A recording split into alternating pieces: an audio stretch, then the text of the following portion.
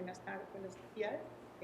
Primero que nada, quiero agradecerle al doctor Alfonso Alfaro que me haya invitado, el presidente de la Asociación de Gastroenterología de Nuevo León, y a la doctora Alma Culcacha, que me permitan estar con ustedes en esta mañana.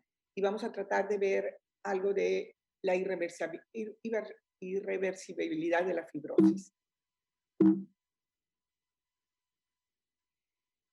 Tenemos que el hígado puede ser incidido por una gran cantidad de estímulos, que puede ser el virus de hepatitis B, el virus de hepatitis C, enfermedades genéticas, medicamentos, la hepatitis autoinmune y la cirrosis biliar primaria, la enfermedad grasa por alcohol y la enfermedad grasa de origen no alcohólico y las enfermedades colestásicas.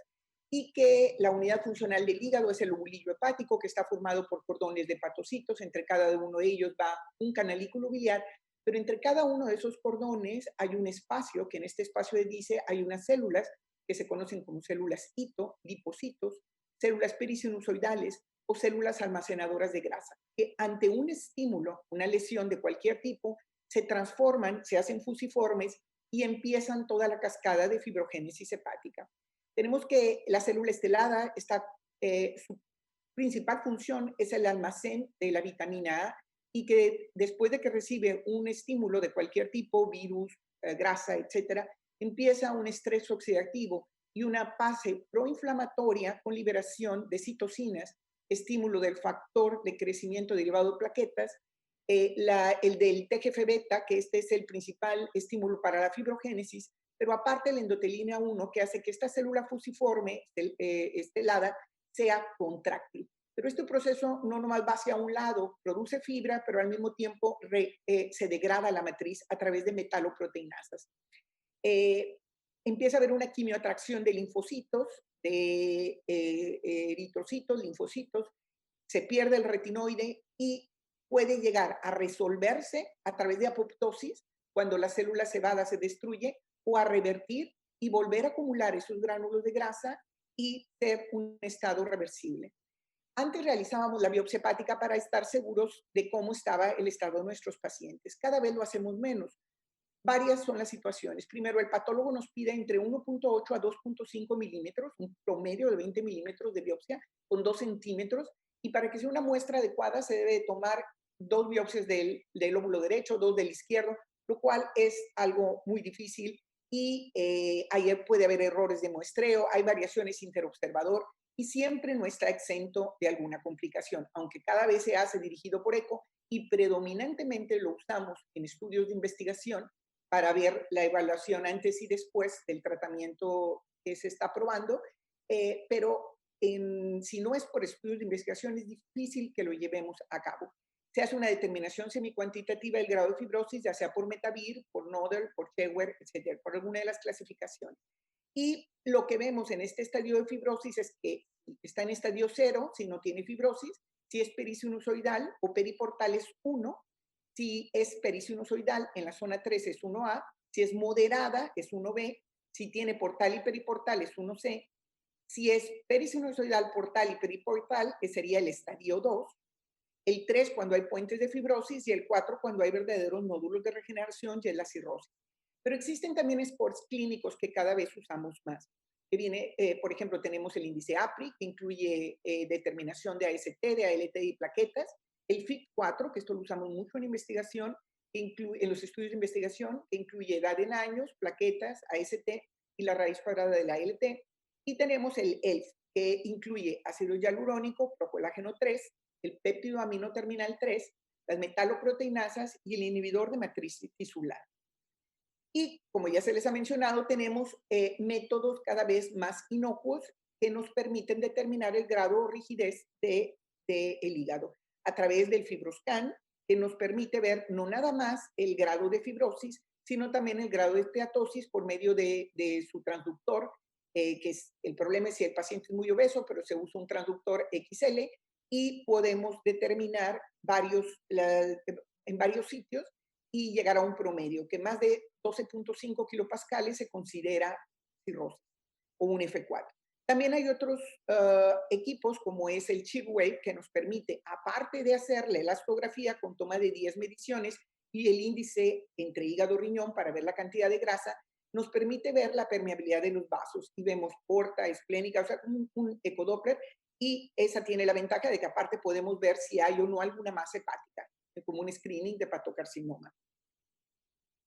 Hay una gran cantidad de estudios que han demostrado, me voy a situar solo en F4, por medio de la astografía, que el promedio de esos kilopascales que anda alrededor de entre 12.5 y 12.8.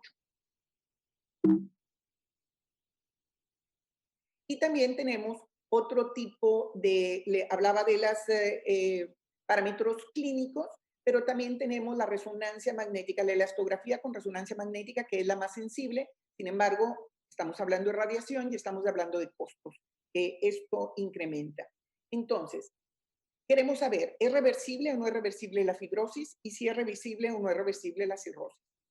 Se ha demostrado, este es un artículo pivote del doctor Marcelain en Lancet del 2013, que se demuestra que si se le da tratamiento a un paciente durante 5 años y seguimiento con tenofovir en virus de hepatitis B, vemos que cada vez más con el tiempo el índice de nódulos es más bajo, o sea, el índice de fibrosis disminuye. Esto mismo vemos con Cheweb, y aquí las líneas azules es el mejoramiento del daño histológico de fibrosis, y la rosa es el empeoramiento. Entonces ustedes ven que al quitar el virus B o no, pero el virus B nunca prácticamente se queda el cccDNA dentro del el genoma del hepatocito, pero el mantener controlado el virus B puede traer la mejoría histológica.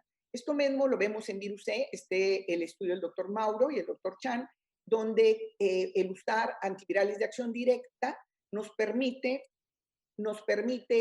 regresión de la fibrosis, y podemos ver que hasta un 72% F1, un 77% F2 y un 85% F3. Lo que revierte menos es el F4. ¿Sí? Pero hay una reversibilidad también en virus C. ¿Qué pasa en NASH? NASH o en hígado graso, vemos que si el paciente tiene todas las condiciones genéticas, es diabético, es obeso, es hipertenso, tiene condiciones genéticas, tiene vida sedentaria, tiene el PNPLA3 positivo, especialmente el homocigoto GG, tiene factores y su estilo de vida a desarrollar hígado graso, que esto puede llevar a cirrosis y hasta cáncer de hígado. Pero como se ha hablado previamente, si el paciente empieza a ingerir alcohol, cuando menos 2 tazas al día, hace ejercicio entre 40 a 45 minutos diarios, tanto aeróbico como anaeróbico, y empieza dieta mediterránea o de vegetales, esto puede revertir. Esto lo ha demostrado ya el doctor Vilar Gómez en Gastroenterology del 2015. No me voy a meter en todo lo que ya se habló de inflamación, pero en cuanto a fibrosis, que si se logra bajar un 10% del peso corporal, logramos regresión o estabilización de la fibrosis de un 45 a un 55% con una P significativa. El doctor Romero Gómez también demuestra en este artículo que si se baja un 7% hay resolución del NASH, pero si se baja más del 10%, hasta un 81% de reversión de la fibrosis. Entonces, si quitamos el estímulo que está haciendo el problema, igual que el alcohol, hemos visto todos en los programas de trasplante que si el paciente deja de tomar, podemos incluso sacarlo del programa de trasplante. Pero ahora, ¿qué vamos a hacer en cuanto a los nuevos blancos terapéuticos? Aquí me voy a brincar un poco con lo que ha comentado el doctor Aldo, debido a que lo que más he estudiado para reversión de la fibrosis son los estudios de NASH. Entonces, hay diferentes sitios donde pueden incidir. Por ejemplo, la inhibición de la quinasa reguladora de la apoptosis, por ejemplo, el selonsertib. Este estudio hubo 2 ramas muy importantes, el 1943 y 1944, o sea, F3 y F4, logró verse en 67 pacientes que pudo haber mejoría con mayor dosis de selonsertib, 18 miligramos contra 6, una mejoría de fibrosis en un 43%.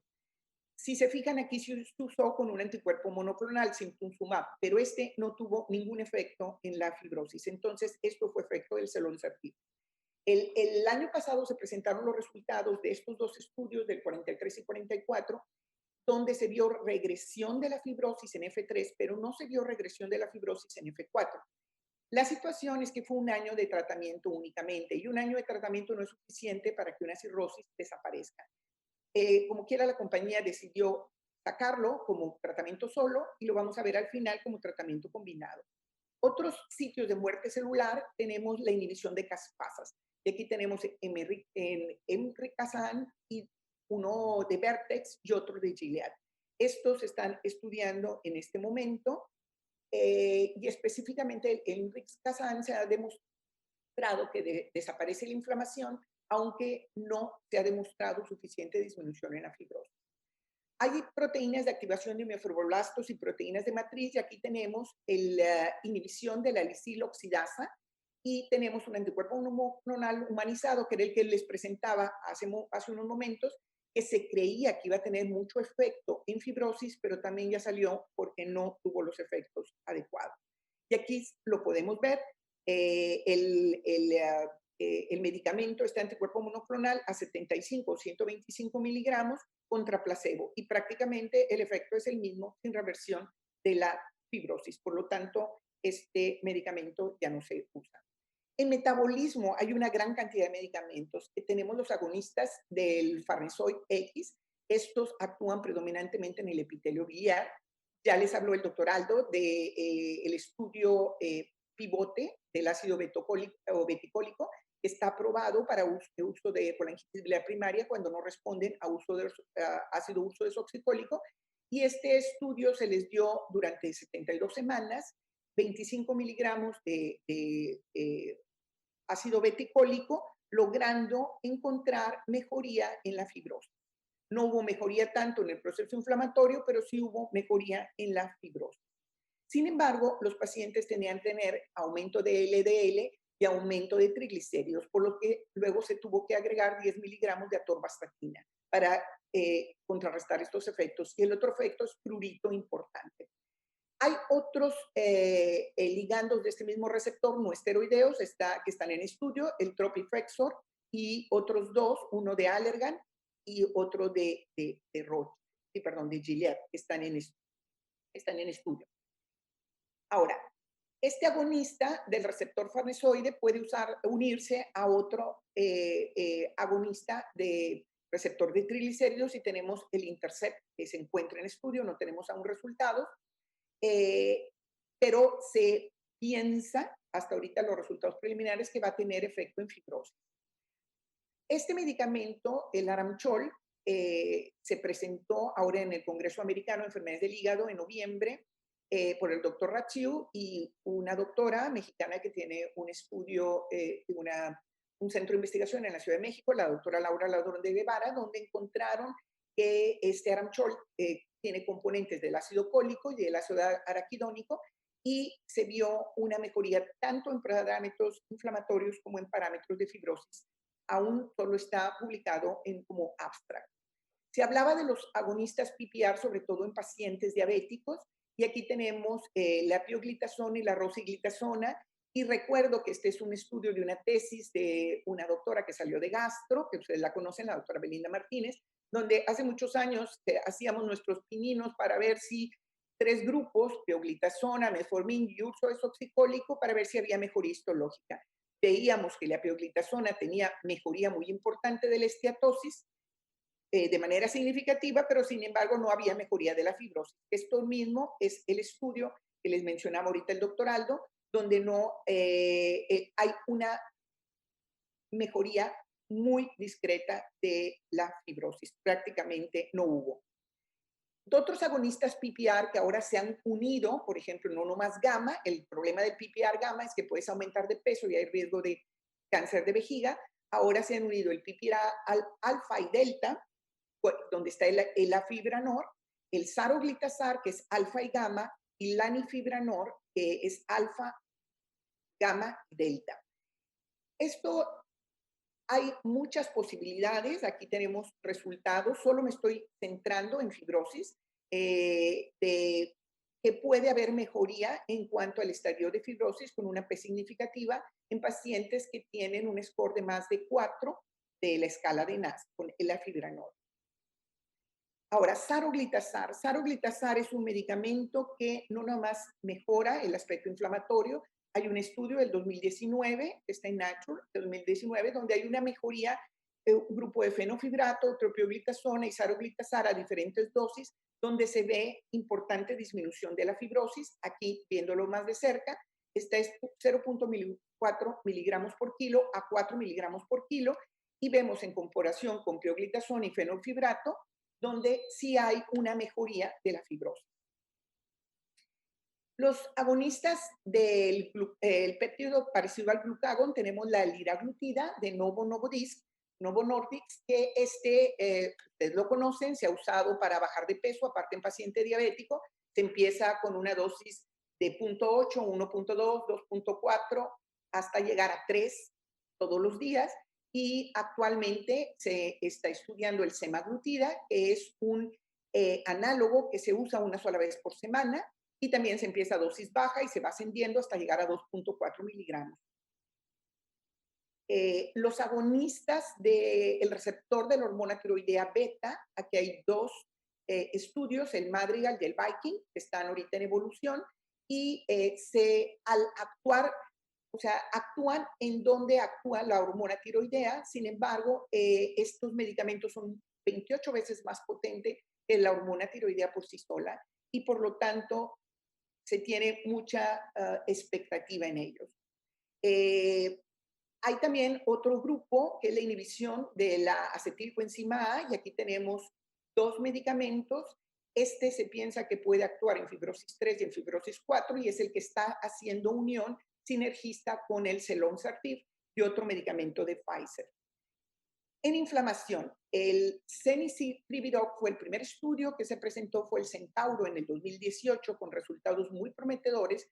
Es un receptor de las vías de las quimioquinas, y este actúa en dos áreas, el receptor 2 y el receptor 5 de las vías de la quimoquina, y está actualmente en fase 3, ya no es de Allergan, lo acaba de comprar Abbott, Avi. Entonces, y los resultados que aquí tenemos es que, me vuelvo a decir que solo me centro en los resultados de fibrosis. Hay una disminución significativa de la fibrosis con una P significativa antes y después del tratamiento. El primer estudio se llamó Allergan, Aurora, y ahora está en la Aurora 2, el seguimiento a largo plazo. Otro mecanismo de fibrosis es la vía que a través de la porta llega al intestino. Tenemos nuestra barrera bacteriana a nivel del intestino con la capa de moco y las uniones intercelulares, pero porque tenemos una gran cantidad de bacterias en la luz intestinal, pero cuando hay una disbiosis y se pierde el moco y se pierde las uniones, las bacterias pasan directamente y van a través de la porta hacia el hígado y pueden provocar activación. Provocan varias cosas. Activan las células esteladas, activan todas las citocinas, empieza a haber apoptosis de hepatocitos y empieza a haber quimioatracción de células inmunes. En esta vía tenemos un factor recombinante del derivado de fibroblastos, el FGF21 y el FGF19. Este estudio inicial fue con 82 pacientes con 12 semanas, y todavía no se tienen los resultados. Y ahora incluso hay un análogo de este mismo factor de crecimiento derivado de fibroblastos, que es pegilado, que es el PEG del feramín, y aún no se tienen los resultados. Hay otra molécula que al principio actuó como antihelmíntico y como antipirético, es un derivado de la piridona, y puede actuar a nivel de estabilizar el factor transformante de crecimiento beta y también inhibir el efecto del factor derivado de plaquetas y el TNF-alfa. Este medicamento fue aprobado para la fibrosis pulmonar idiopática y se usa en estos casos y en caso de cicatriz de heridas.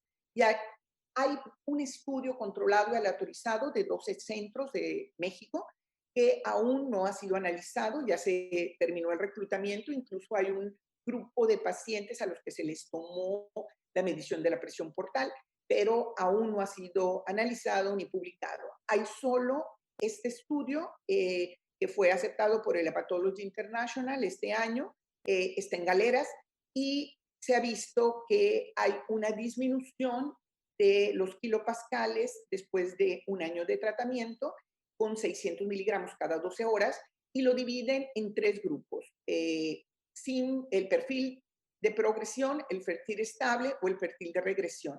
Y este es el grupo control, este es el grupo de pirfenidona, que fueron 122 pacientes y 74 controles, y se ve que en el grupo de estabilización de fibrosis y el de regresión de fibrosis son los que más tienen con pirfenidona. Sin embargo, este es un estudio abierto, no es un ensayo clínico controlado, hay que esperar los resultados del ensayo clínico. Actualmente las combinaciones, tenemos el mismo Selonsertib que les decía que servía en F3, pero no en F4, unido a un inhibidor de las caspasas y un inhibidor del Farnesoid X, que se usa por 48 semanas. Aquí tenemos otra combinación de Selonsertib junto con un inhibidor de las caspasas y otro farnesoide diferente que están ahorita en evolución.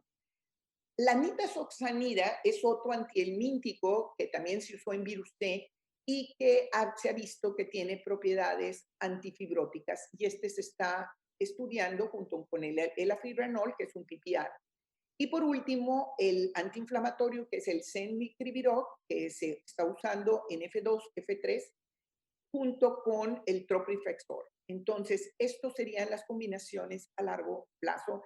Esperemos los resultados en los estudios futuros. Como una conclusión, ¿la fibrosis es reversible? Sí es reversible mientras no llega al F4. Y una vez que llega a cirrosis, también es reversible mientras no llegamos al punto de no retorno. No tocamos esa parte porque no correspondía, pero ¿cuál es el punto de no retorno? El punto de no retorno es cuando, lo mencionó el doctor Aldo, cuando el fibroscan tiene más de 20 kilopascales, cuando empieza a bajar albúmina, cuando se empieza a prolongar el INR y cuando empieza a haber hipertensión portal. Entonces ya ahí es un punto de no retorno, cuando tiene generalmente más de 12.5, que eran los kilopascales para cirrosis, sino estamos hablando más de 20. Y la última conclusión es que actualmente se están usando múltiples drogas con mecanismo de acción diferente, solas o en combinación, tanto para proceso inflamatorio, como hablaba el doctor Aldo, como para proceso de fibrosis, porque el endpoint primario es tratar de bajar la fibrosis, que es lo que nos va a dar problema a largo plazo, por el riesgo de descompensación de la cirrosis, necesidad de trasplante, desarrollo de cáncer. Si tratamos de resumir aquí todo lo que les he dicho, hay varias áreas. El área para tratar de revertir la fibrosis, la área de inflamación, donde está el Cenlicriviroc. Galectin 3 es un inhibidor, ese no les comenté, este es un inhibidor que baja la presión portal y se está estudiando para disminuir el riesgo de varices esofágicas. Para muerte celular, el Selonsertib y el Emricazan. Para sensibilizadores de insulina, aspecto metabólico, todos los PPRs, alfa, alfa y beta, alfa, beta, gamma y gamma delta, ¿sí? Todos los metabólicos. El aramchol, que aquí está como inhibidor de ácidos biliares y ácido araquidónico. El eje intestino a través de la porta, los ácidos biliares, está el IN 767 de Intercept, y este es un agonista del farnesoide. Y este último, que no tuvo efecto en fibrosis directamente, el que se pensaba que más iba a actuar en fibrosis, este no tuvo efecto y quedó ya fuera.